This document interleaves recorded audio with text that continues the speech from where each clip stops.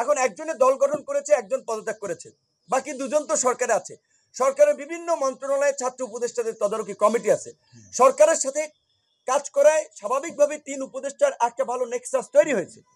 এখন তারা যদি একজন পদত্যাগ করে, দুজন তো আছে, এবং এই আন্দোলন কেন্দ্রিক বিশেষ করে এইখানে যারা উপদেষ্টা গঠন হয়েছে তাদের আমরা যে গত 6 মাসের ভূমিকা দেখেছি, এটা নতজানু একটা ভূমিকা।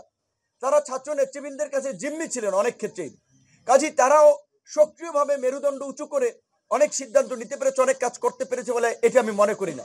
এটি যদি করতে পারতো তাহলে দেশের এই আজকে পরিস্থিতি 6 মাস পরে এরকম হতো না, এবং 6 মাস পরে সেনা প্রধানের বলা লাগতো না পাবলিকলি এনাফ ইজ এনাফ।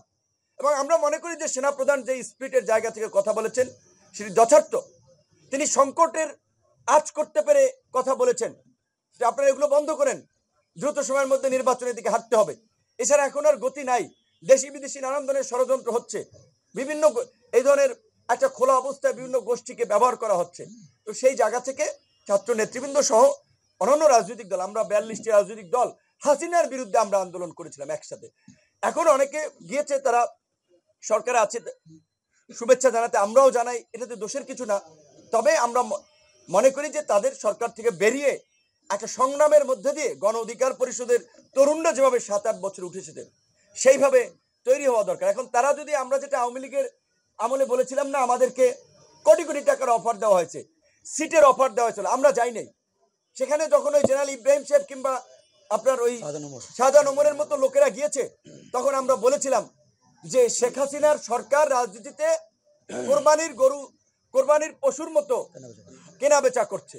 এখনো তো তাই দেখছি, অনেক মানুষকে, যে আমাদের দুজন নেতা বা দু একজনের কথা বললেন, আরে তরুণ ছেলেকে যদি অফার দেওয়া হয়, তুমি ডিসি অফিসে সব তোমার অ্যাক্সেসে চলবে, তুমি কাজকর্ম করবা, তোমাকে এমপি বানানো হবে, 2-4 কোটি টাকা দিয়ে হবে, তুমি আমাদের সাথে আসো, সরকারের পক্ষ থেকে যদি এই অফার দেওয়া হয় তাহলে তো তারা যাবে।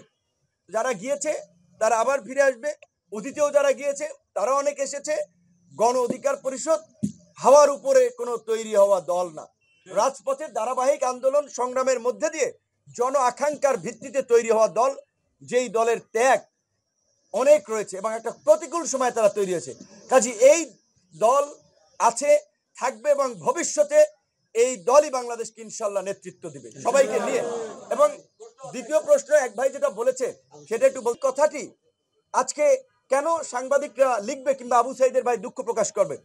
এই দেশের যত গণ আন্দোলন হয়েছে সেই আন্দোলনের শহীদদেরকে নিয়ে ব্যবসা করা হয়েছে। আওয়ামী লীগ যেভাবে মুক্তিযুদ্ধের চেতনা নিয়ে ব্যবসা করেছে, এই গণ অভ্যুত্থানের ঠিকাদার দাবি করা কতিপয় ছাত্র নেতা এবং 2-4 জন ব্যক্তি সংগঠন, তারা তাদের এই চেতনা বা চেতনার ব্যবসা করেছে। তারা গণ অভ্যুত্থান আকাঙ্ক্ষার দল করবে, ভুক্তভোগী পরিবারকে নিয়ে দল করবে।